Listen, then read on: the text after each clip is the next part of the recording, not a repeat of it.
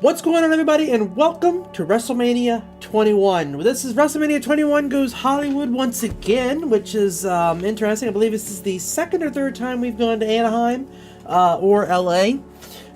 Will not be the last time. They go to Hollywood quite often, I think. I know for a fact they went to Hollywood again, WrestleMania 39. Not sure if they went again between 21 and 39, but we'll see. But this is another resounding card here. April 3rd, 2005 is the date of this one, so another one that I watched live with my dad. And my mom, of course, she watched it too, but my dad was the one that was much more into it than she was. This was in the middle of our bonding experience, little 12-year-old me going, I was actually going to live events at this point. We went to a couple of Monday Night Raws, I remember. So definitely a highlight of my childhood here. Of course, we have our rating system here as always, with Rob's notes on the side, the card up top. A little bit of an odd graphic display this time for WrestleMania 21. The ones that I were finding basically all look like this, unless really like the ones that were done by another source, which I don't really like using. I'm trying to use the more official match cards here, but they look a little funny, but you know, it still works, right? You can still tell what they are, and that's the most important thing. Of course, we're going to kick this WrestleMania off with the opener of Rey Mysterio versus Eddie Guerrero. Eddie Guerrero. This was, of course, won by Rey Mysterio. A little bit slower than I would be expecting regarding the two participants here. Still a great display of technical work. Rey with his high-flying speed and agility. Eddie, of course, always being the counter and submission specialist that you would expect him to be. Clearly have chemistry. They've been competing with each other for years at this point, in all different promotions. I will say, fantastic finish, caps off a fun opener. Stays in third gear, never quite gets to that fourth gear. Again, you would expect these two to be able to like really light it up, but it just seemed like something was holding them back a little bit here. But I still gave this a 7 out of 10. Had room to improve, but openly was an extremely fun opener. As you could tell, Rob actually agreed, but actually thought it was better. He thought it was an 8 out of 10. And again, it's hard to get a bad match out of Eddie Guerrero and Rey Mysterio, both. But to the two of them, I don't know. It's maybe it was the fact that it was an opener and they were told not to go super hard to open the event. But I just was waiting for something a little bit more out of these two. Next up, we have the first Money in the Bank ladder match between Edge, Chris Benoit, Jericho, Christian with Tyson Tomko there, Kane and Shelton Benjamin. The very first Money in the Bank. And honestly, you know what? We've waited till the main event last time to get to our match review, so why wait? Let's go right into the match review here and discuss the Money in the Bank ladder match, both this one and its impact on wrestling as a whole, with Rob in today's match review. What's going on, everybody, and welcome to the match review. Today we are going to be with WrestleMania 21 Goes Hollywood. We're going to be reviewing the Money in the Bank match, talking about this Money in the Bank as well as a little bit of Money in the Bank's impact on wrestling as a whole since its implementation. This match, of course, involved Edge, who would go on to win, Chris Benoit, who has the spot we talked about in the last match review where he had the seizure in the middle of the match. We have Chris Jericho, we have Christian, who has Tyson Tomko with him as well, Kane and Shelton Benjamin, who I'm pretty sure is in every single one of these because of course he is. He has a highlight at every single one. He's basically... Shelton Benjamin is basically the Matt and Jeff Hardy of the TLC era, where you can't have a ladders match without him because he does something crazy in every single one. Mm-hmm. It's of course the first Money in the Bank match. I said that it set the bar extremely high for everyone to come. Huge spots, Shelton finisher off the ladder, multiple chokeslams by Kane off of ladders, that Shelton Benjamin ladder run that he does to like jump up on somebody, that was excellent. Of course, the Chris Benoit headbutt off the ladder on the Kane that we had talked about last time that pretty sure caused a seizure to him. Definitely split those stitches that he had, that's for sure, because he started bleeding afterwards. And then, of course, Edge winning, kind of beginning his ascent to the top of the main event card for the next 6+ years. The ultimate opportunist. Always. Just like I'm taking this opportunity to say, you didn't introduce me, sir. I'm Tito. Hi. Oh, yeah, I didn't. You're right. I'm Eric. I'm Tito. He is Tito. I feel like every wrestler got a chance to shine in this one. I said this match was a 9 out of 10. Iconic display for ladder matches in general. That's just missing maybe one more spot to cement it forever. Although that Shelton move just about did it as a 10 out of 10 match. What would you give this match, first of all? Oh, I easily gave this an A. Gotcha. Yeah, I think I say you gave it a 9. Yeah, I mean the only 10s are either the WrestleMania TLC match, the Future Taker matches, Randy Savage, Steamboat, so on and so forth. Yeah, absolutely. I thought this match was absolutely electric. I loved every moment of this match. I thought that it really, like I said, it set the bar extremely high for all of the future matches of this type. But how do you feel about the Money in the Bank in general? Not just for this one, but like the future WrestleMania ones. It becomes its own pay-per-view eventually. So, when this got announced, there's a weird part of wrestling that I missed because I was still actively watching, but there's a weird part that I missed. And so when I first saw this, I was like, it's just like any other ladder match. They get whatever championship / services / whatever the stipulation is. But then that's when my buddy Matt broke it down and was like, no, you get like a contract and you can utilize it whenever you want.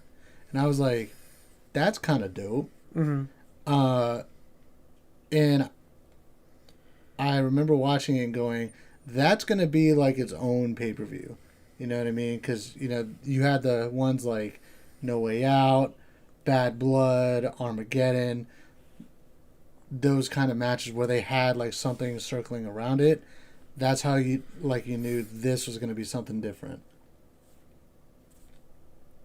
Gotcha. Yeah, and I agree. Like I feel like Money in the Bank has always been a really interesting story element that I feel like has gotten fucked up the last few years.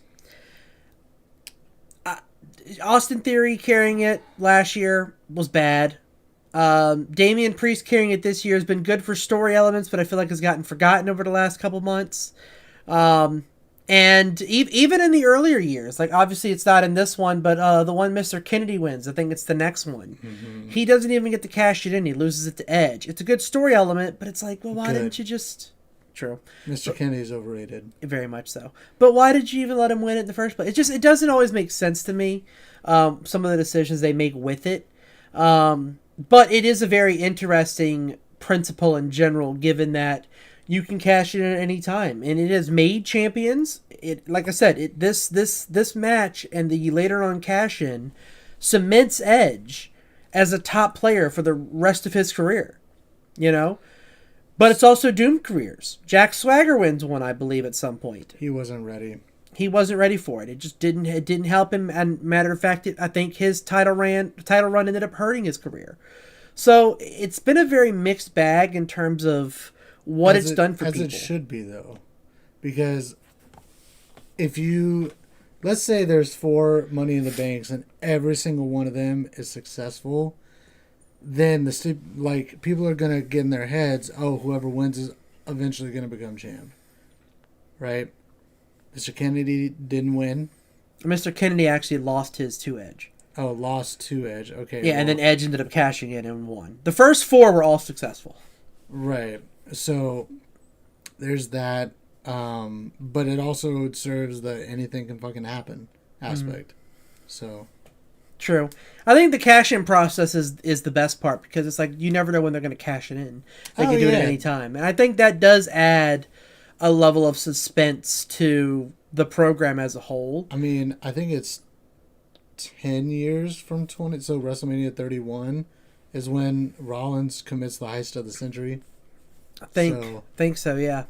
But as far as this match goes, what would you say is your highlight spot? Because I've already kind of told mine. It's that Shelton Benjamin running up the ladder. That was just beautiful. I mean, that's it. He was the dude.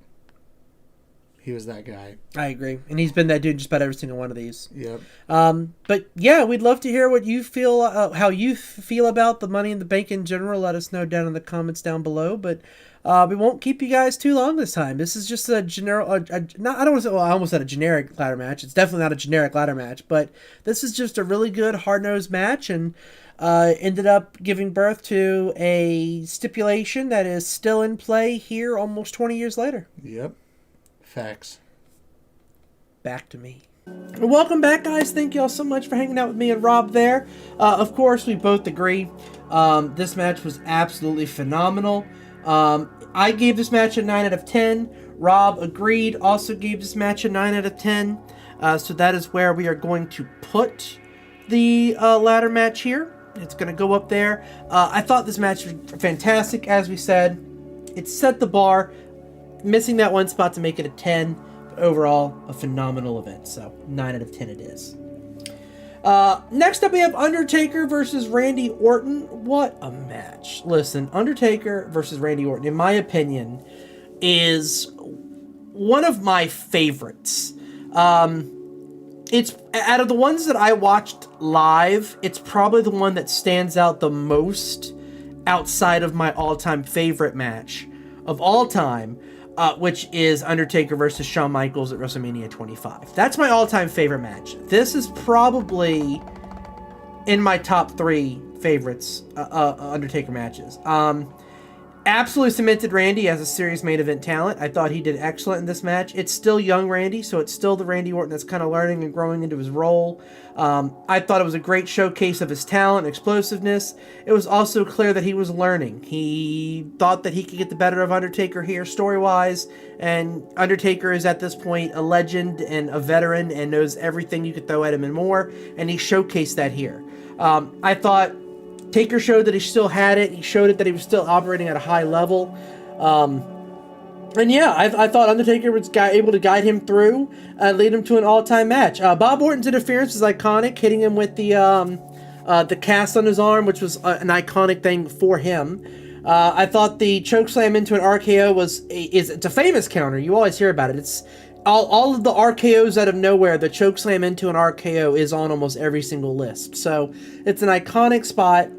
I thought that the finish was fantastic. The attempted tombstone by Orton reversed into the match under by Taker. It's the first real time you see it. I feel like the reverse gets a little bit overused as this continues.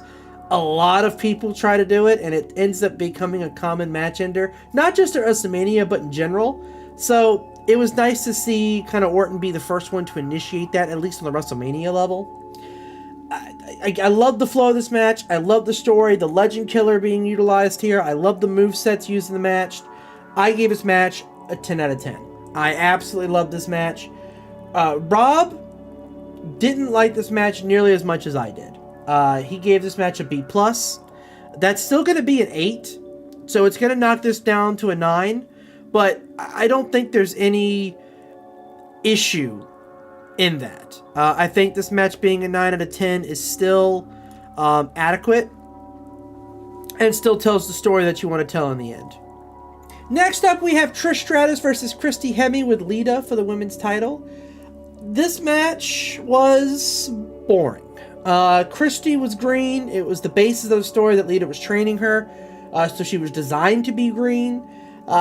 Clearly wasn't ready for this match. None of her moves felt impactful. Trish did what she could with her, albeit the twist of fate that she hit was pretty nice. It was very clean, but again, it was also Trish selling it. I thought that there was a botched 2 count where the ref definitely hit his head down a 3rd time before Trish kicked out. It was just a poorly timed match. A horrible chick kick to really end the suffering. It wasn't her best finisher. It wasn't her best kick. Overall, the botched 3 count, the botched kick to end it, I gave this match a 3 out of 10. Rob agrees with me, gave this match a D as well. So that's where it's going to go, that 3 out of 10 range. It's an unfortunate end for this match, but, you know, it really didn't have many legs to stand on. The women weren't given time to develop in the ring. The crowd wasn't into it. it's unfortunate. Again, you don't really see a good women's match for quite a while. Next up, we have Kurt Angle versus Shawn Michaels. Another WrestleMania, another Shawn Michaels banger. Kurt Angle joined alongside him to produce yet another 10 out of 10 match. And this is becoming synonymous with Shawn Michaels in general, I feel like. The beginning of this match was a little bit slow, the two of them kind of lining each other up and analyzing each other, but this is kind of what you expect from Kurt Angle at this point. He's always kind of been that way. He's always been sort of like the analyzing and picking his spot appropriately. At the usual story beats, the usual wrestle first approach Angle always does. The doors on the roof blow off the Staples Center, and this match becomes an all-timer. The somersault off the middle rope onto the table, the sweet chin music out of nowhere, the Angle slam off the top rope. I mean, they were hitting each other with everything they could think of. And again, it's becoming very typical of a Shawn Michaels Mania match where he pulls out every single stop and makes you really come up with new and ingenious ways to finish matches. The 4 different ways that Angle found a way to get Michaels into the ankle lock. The finish is the most grueling ankle lock I've ever seen. And I don't know if it was a combination of just his execution or Shawn Michaels selling or a combination of the two, but it was the nastiest ankle lock I've ever seen. And of course, Shawn Michaels taps out to it. Michaels is always known as the king of selling for a reason. That ankle lock showed it. Everything else in this match showed it. I mean, I legit thought that man's ankle was about to pop into a million pieces. That is how well he sold it and how well Angle executed it. A phenomenal showcase of passion, selling, story, moves, counters, submissions, locks. This match is a 5-star match. I gave it a 10 out of 10. Rob gave it an A, so that's where it's going.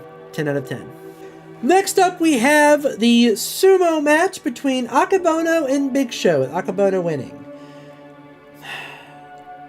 This match was dumb. I'm unsure of the setup. Not remotely entertaining. It felt out of place among the card. Big Show in yet another gimmick match. I gave it a 1 out of 10. The only reason it wasn't a 0 out of 10 is the respect they showed the Japanese culture. They did play it like it was a legit sumo match, but it wasn't good. This was not like the Brawl for All match. This was not like the match against Floyd Mayweather later on in a later Mania. This was just bad. It was dumb setup, dumb story going in, dumb execution. Rob gave it a D-, which is going to be a 2, so it's going to end up bumping up to a 2 because it's going to end up being a 1.5. But it's still bad. It's still where it belongs, unfortunately. Which is, again, a common appearance in these WrestleManias where you have a lot of great matches and a couple of stinkers that brings down the average. But this is also a short card, so these stinkers, they hurt a lot more than they would normally. Next up, we have John Cena versus JBL for the WWE Heavyweight Championship. Honestly, a dud. Based on the build and the setup and the title on the line, I expected these two to come out guns blazing, and instead we got 75% holds. Slow wear down moves, repetitive moves, no real back and forth. JBL hit the same 4-move combo 4 or 5 times. Cena did his 5 moves of doom at the end. The crowd was even chanting, "This is boring." You could tell JBL was on the downhill slide. He never really worked at Mania. JBL had some bangers throughout his career, but none of them ever came at WrestleMania. Even during the APA days. If you go back to some of my reviews with the APA, the matches he's in aren't good, and he's usually the worst part of the matches. I don't know what it was about WrestleMania, but it brought out the worst in JBL every single time, and this is another dud. John Cena's selling, and, again, I always had a hate-love relationship with John Cena, because they're all like this. He hit his 5 moves of doom and won. His first heavyweight title, which is cool. Ending was fun, I guess, but nothing else was. I gave this match a 4 out of 10. Rob agrees. Well, actually, I gave it a 4 out of 10, which is the same minus. Rob gave it a D, which I assume is going to be a 3. It's going to end up averaging out to that 4, but again, this match is just kind of here. It's not that great. It's not great at all. And finally, we have Batista versus Triple H with Ric Flair for the World heavyweight title on the line. The first half of this match is just bad. Slow, poor pacing, honestly poor selling, just not engaging at all. Triple H gets busted open from those steps that he gets hit on. The match kind of picks up from there. The ref being taken out sets up a title shot for Triple H. Batista counters the pedigree into a wicked, kind of a white noise, if you will. Obviously, it's not called that because that is Sheamus when he comes in later on. But the Batista Bomb was vicious. It was a fantastic move. His Batista Bombs are always powerful. Batista Bomb in the match. The one benefit of this and the previous match were two new faces of the WWE were crowned here, with John Cena winning his first title and Batista winning his first title. So you kind of had two new people to sort of carry the brand further. Of course, it didn't stop Triple H from being involved in every big story anyway going forward. But it was nice to have two new faces crowned, at least for the next calendar year. And Batista, bad beginning, great middle, good end. I gave this match a 6 out of 10. Rob thought this match was a little bit better. He gave it a 7 out of 10. That's going to end up putting it at a 7 because of the 0.5 rule. It's going to round it up. So that match alone might save this card from being an average card. So let's see. Let's see what it comes out to. So this 8-match card is going to average out to a 6.5. So again, if you do the round up rule here, like we normally do, it's going to round up to a 7. So it's going to end up being a B tier Mania overall. 6.5 is not bad, given that we have a really bad match, a bad match, a meh match, and then followed by those all-time classics with the Money in the Bank, Orton and Taker, and of course Angle and Michaels.